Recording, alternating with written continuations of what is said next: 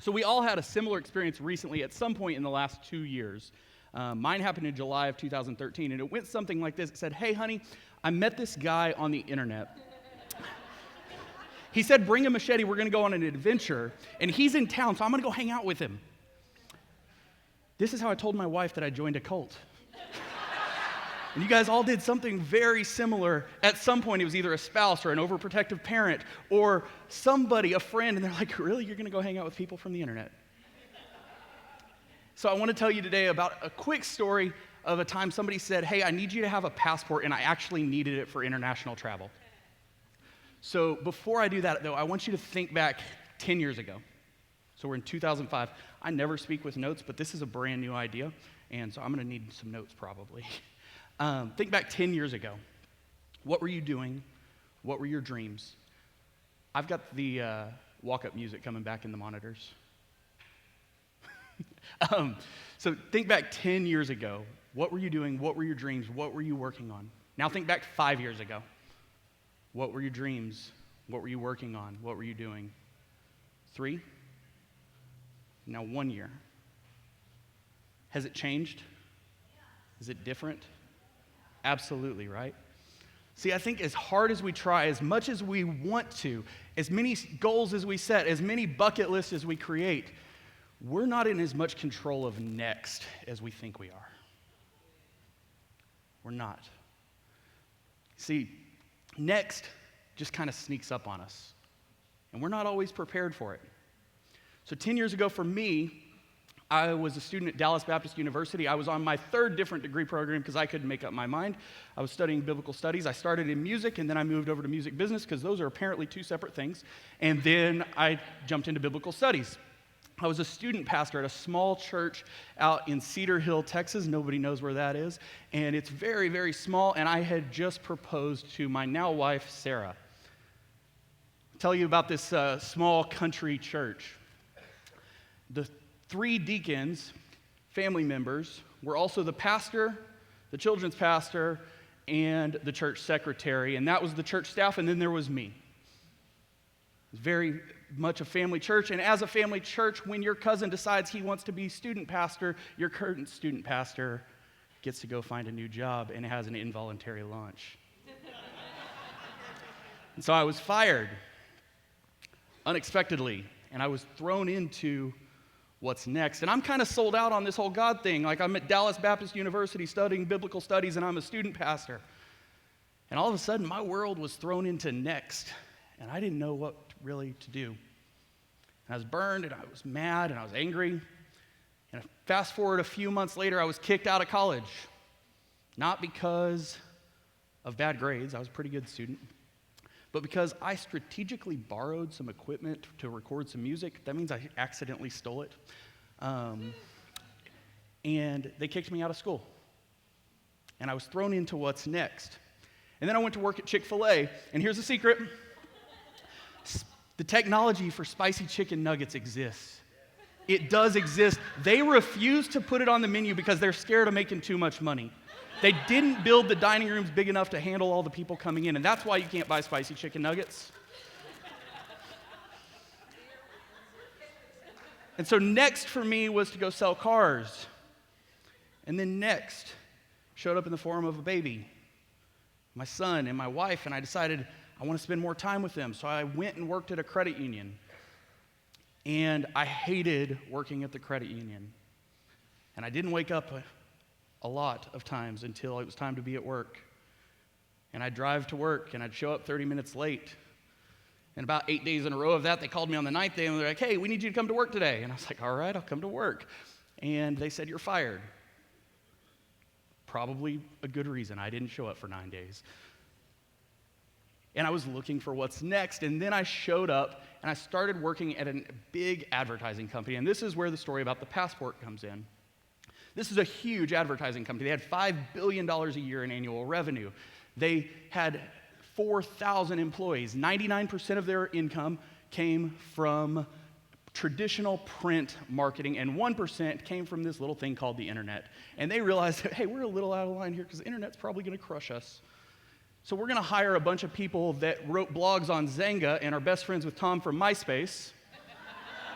we're going to hire a bunch of those people, and they're going to come help sell internet. So I go help sell internet products, and within 8 months, I was the #1 salesperson in the entire company.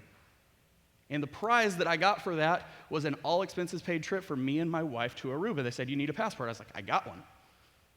So I go to Aruba, and Next showed up for me in the form of playing blackjack and drinking Jack and Coke with the executive vice president of sales, and he said, I need you to go to Seattle and run a sales team.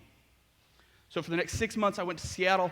They offered me a full-time job to relocate. I said, no, I'm going to stay in Texas. So I said, well, go back to Texas then. 45 days later, the annual report came out. They were no longer a $5 billion company. They were a $2 billion company. And Next showed up in the forum with me and 3,000 coworkers getting laid off. 30 days later, my wife lost her job. And Next showed up in the form of us trying to figure out how to feed a family, avoid foreclosure, avoid bankruptcy. You see, as much as we want to control Next, as many plans as we want to make for what's next, we don't have that much control. But we can be ready for Next. And I've got this new idea that I'm kind of working on. You see, when we come up with a new idea, let's pick the green marker. When we come up with a new idea, we're going to call this Next. When we come up with the new idea, when that next event happens, you go through some emotions and you start getting excited about it. You start telling people about it. You tell your wife, you tell your friends, you put it out on the internet and you say, coming #soon.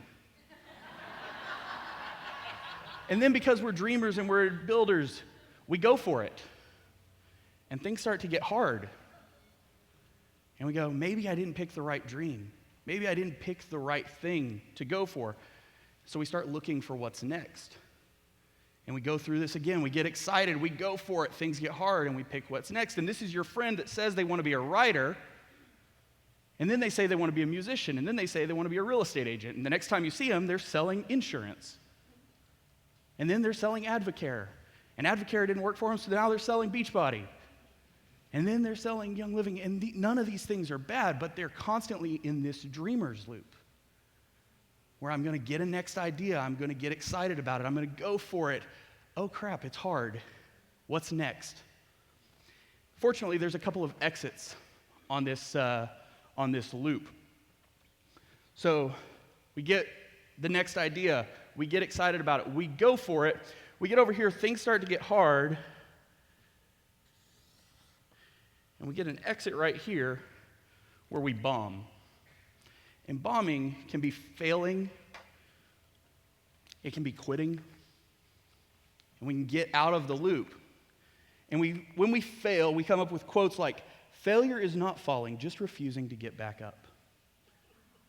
And it makes us feel so good.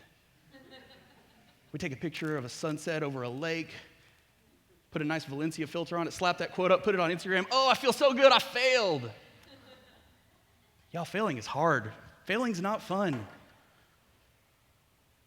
And sure, we learn stuff from failures, but like MySpace, failed. Blockbuster, failed. Coke, they invented New Coke, and it failed. And sometimes quitting is important. Sometimes it's okay to quit.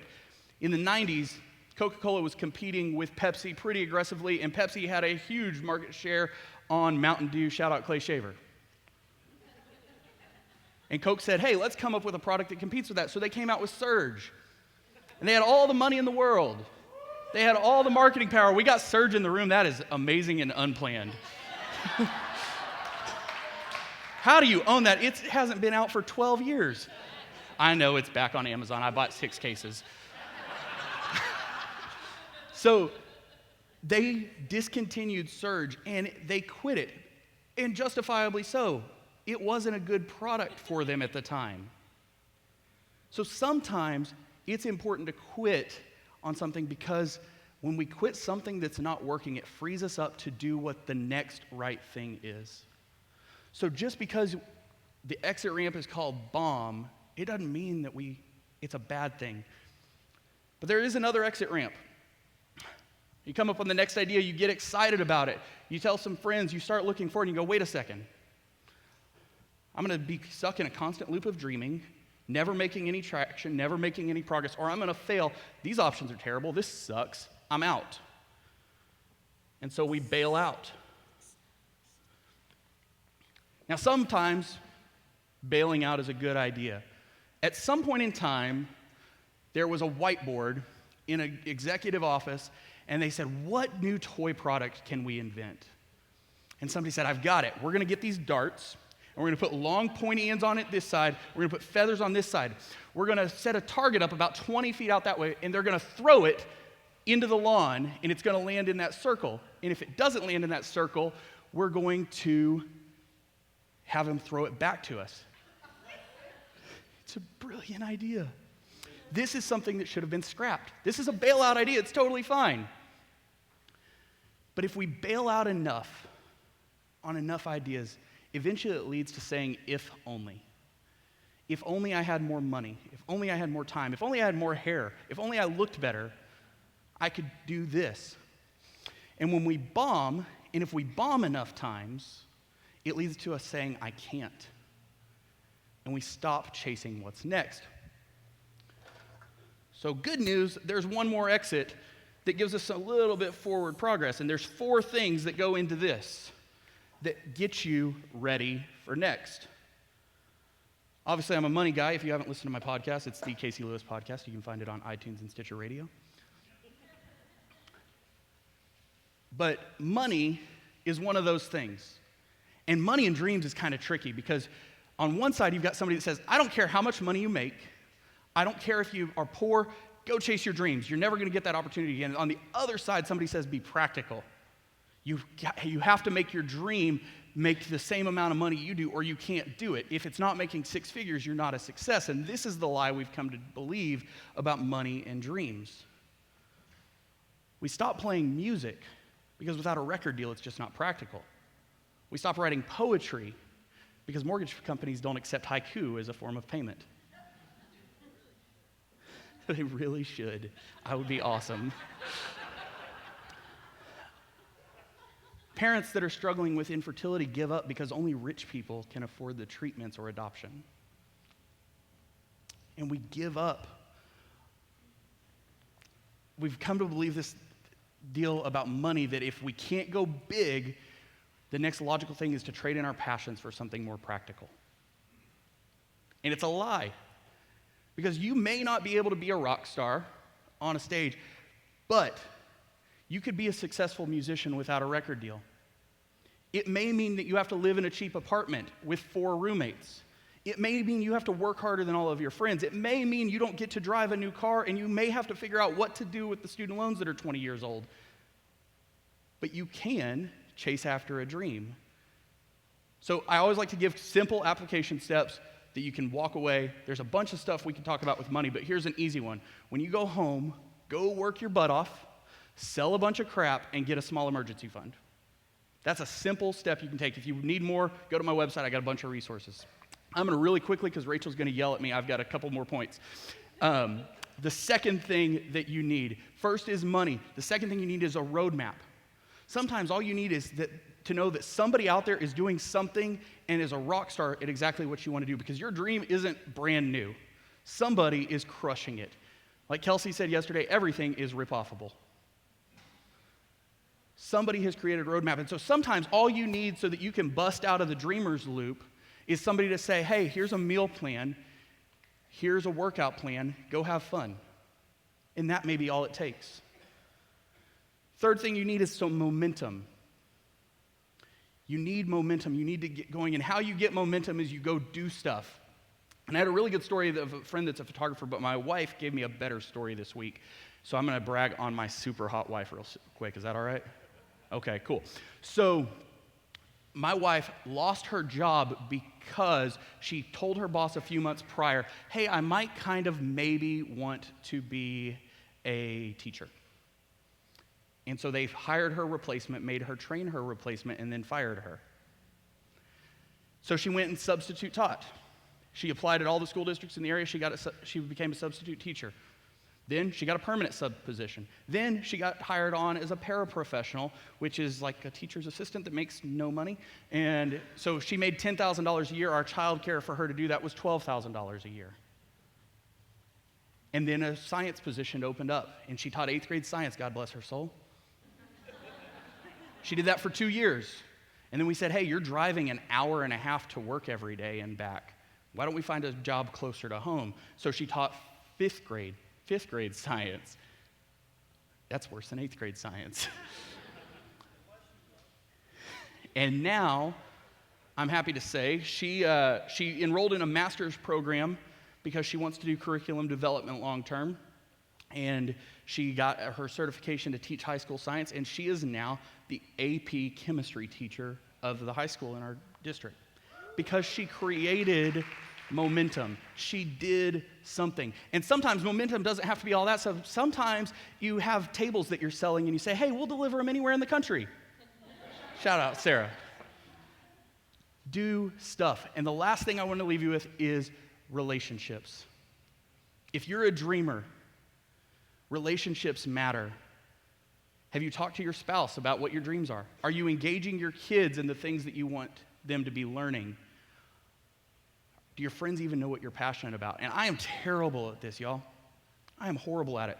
When I get a haircut, I want to sit down and I want to get my haircut and I want to watch sports, and I don't want you to talk to me. Cut it the same way we've cut it for the last 10 years. That's what I do. When I go to Chick-fil-A, I'm going to order a chicken sandwich or nuggets. I'm going to get a sweet tea. I'm going to go through the drive-thru. I'm going to say thank you. You're going to say my pleasure, and I'm going to drive off. But sometimes when we're stuck in this dreamer's loop trying to break out, the only thing we need to bust through is the right relationship at the right time. And so those are the 4 things, and sometimes you don't need all 4 of them. You may just need 1 to get through, or 2 or 3, sometimes all 4 to be able to bust out. But every successful dream has one of those 4 things that launches it. And so I don't know what's next. I don't have a 3-year plan. I don't have a 5-year plan. I've got a kind of a fuzzy vision of what the future is going to look like for me. But I know this, your next idea, your next life stage, that next thing that you want to do, that epic adventure you want to take, it'll happen if you're ready for next. Thank you.